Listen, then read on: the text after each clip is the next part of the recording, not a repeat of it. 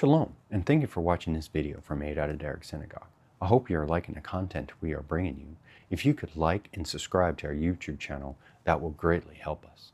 And to further help bring great content to you from our teachers, if you could please consider to donate to Aydat HaDerekh Synagogue. The link is in the description box below. Thank you for watching. Now, the last 5 parshios of Shemos deal with one important item, the Mishkan.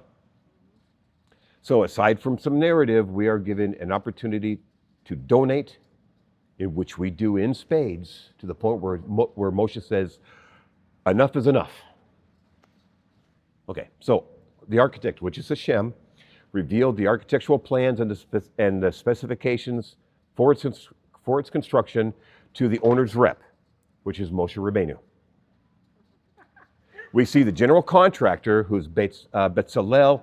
He manages the subcontractor teams while self-performing the construction of the items of greatest kedusha. Once Moshe, the owner's rep, approves and blesses the pieces, the general contractor fits the parts together into a functional space. Move the cabinets again. There you go. Now, these 5 parshios, Teruma, Tetzaveh, Kesisa, Vayachel, and Pekudei, while taking only 45% of the Sefer, the book of Shemos, make a complete unit. Much of what we mentioned today will cross all 5 parshios of the Mishkan. So I call it Seder Mishkan. So if you say, so that's what I'm talking about, those 5 books, all right?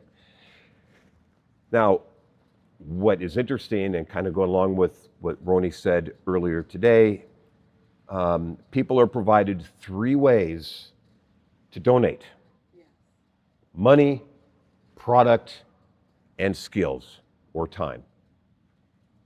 The best are those who donate all 3. So if you want to have a drosh, if you want me to put my finger in your eye, this is a great place, because I can say, compare these 3 tasks with your relationship with your shul. You're exempt because you're new. For a measured time. Yeah, for a measured time. So, if you're like me, you may have asked yourself, why didn't Shemos end with Beis Shalach? Okay, Shemos is called Exodus. And what did we do in Beis Shalach? We exited. We came out of Egypt. We crossed a stream, which is what the Ghostbusters told us not to do, but we crossed a stream, and the army was destroyed. Into the Exodus. The book should have ended right there, but it didn't. Now, of course, that would make a shorter Sefer with only 4 parsha breaks. The other 7 parshios could have been split between Sephorim, Vayikra, and Bamidbar, because those 2 books happen simultaneously anyway. So we could have just combined them together, take a little bit of what was left of Shemos and put it in Numbers and put it in Leviticus. It would have worked. But the thing is Shemos doesn't end there, because Kriyas Mitzrayim is not complete. By the way, what I mean is our severing from Egypt was not complete until the Shekinah dwelled with his people. And that happens at the very end of the book of Shemos. As a matter of fact, it is so spectacular that Moses can't enter the Mishkan. So, in what I call, again, Seder Mishkan, Moshe has lost confidence in the people. We committed Avodah Zarah, idolatry. But we also lost confidence in Moshe. So I say that because we generally look at the book from 24,000 feet. And this causes us to fail to see an important aspect of the narrative. And that is, who knows what? We know everything. Well, I mean, we see it from 2 different sides, let's put it that way. But when we were sitting at the base of the mountain, we saw it from one perspective, which was ours.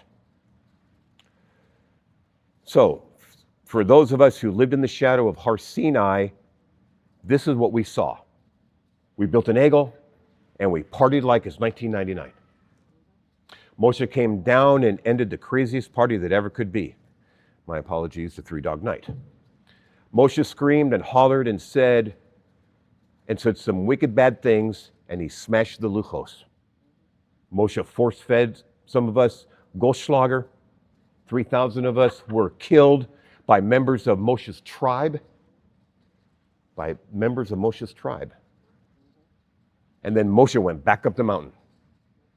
So from our perspective, we just witnessed Moshe just losing his mind.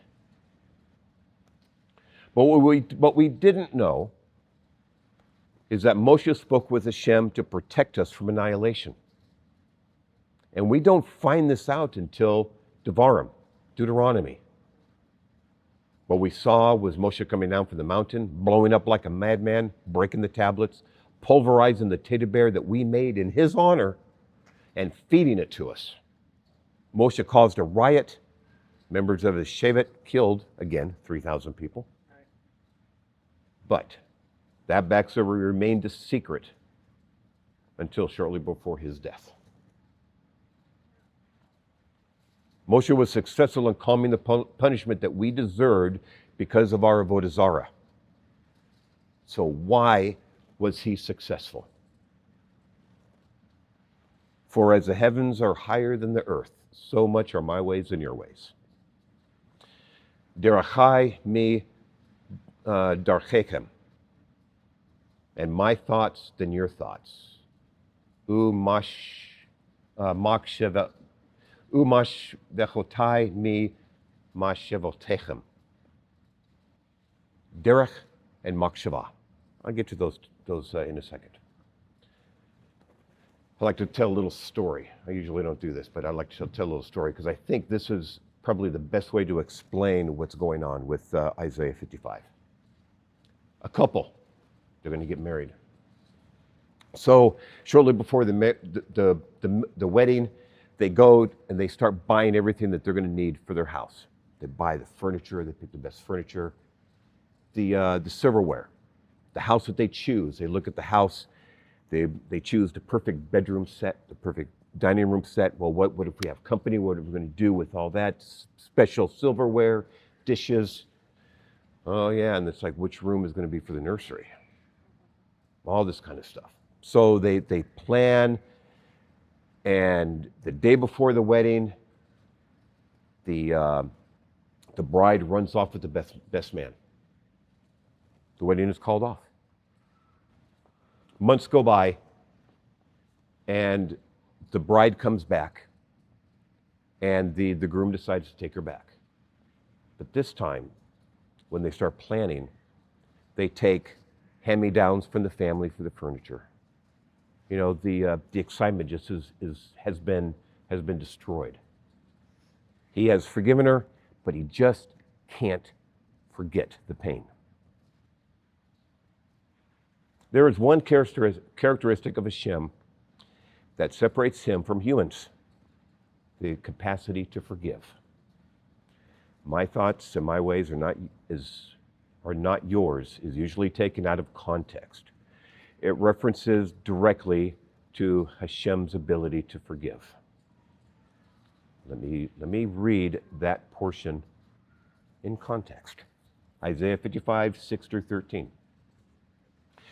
Seek the Lord while he may be found. Call on him while he is near. Let the wicked forsake their ways and the unrighteous their thoughts.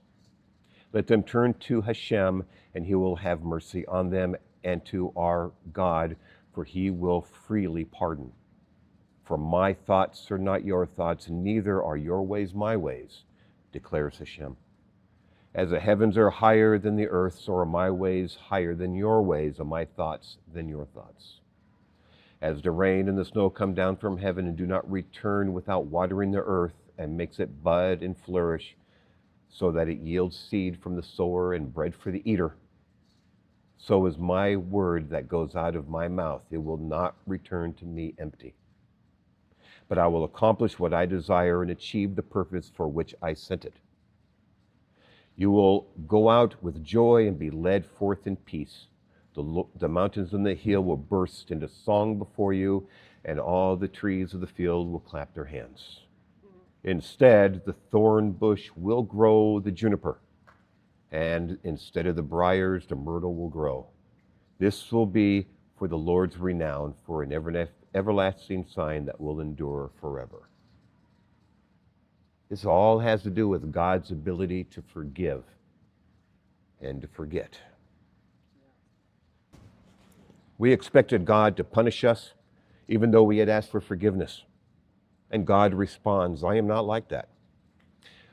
So let me ask you this question. It's an easy question. It's not a setup like everything else I do. What sacrifice was brought on the mountain when we were forgiven for our avodah zarah? None. So therefore, we need to reevaluate the reason for the korban chatas, the sin sacrifice. So if you want to find out a little bit about that, and you can hate me afterward, come back next week, and I will explain all of that. And I'm telling you, it's going to be, it'll be tough. All right, it'll be tough because it's going to reevaluate your relationship to Yeshua and what you think his sacrifice did. And now, of course, let me state that I also reserve the right to be wrong. Like you, I'm learning as I go along, but I think I'm onto something here. So please come back next week. So anyway, Isaiah 55, 6-13. HaDerekh and Machshavah. HaDerekh is the outside, Machshavah is the inside. HaDerekh is how we walk.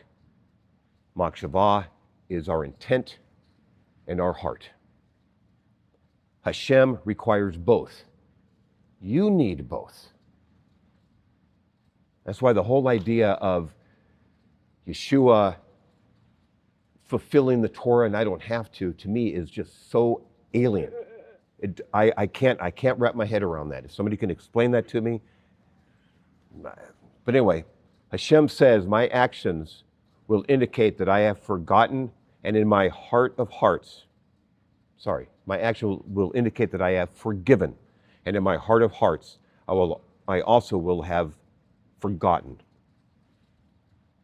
HaShem is the bridegroom whose fiancé went off with the best man. Good Shabbos.